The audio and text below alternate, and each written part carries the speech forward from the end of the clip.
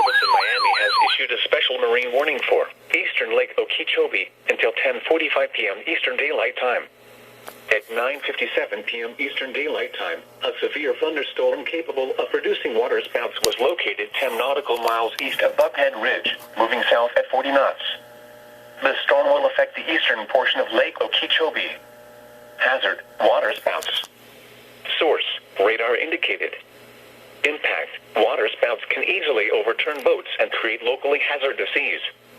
Locations impacted include Canal Point, Parkey, Sandcut, and Clewiston. Thunderstorms can produce sudden waterspouts. Waterspouts can easily overturn boats and create locally hazardous seas. Seek safe harbor immediately. Report severe weather to the Coast Guard or the National Weather Service.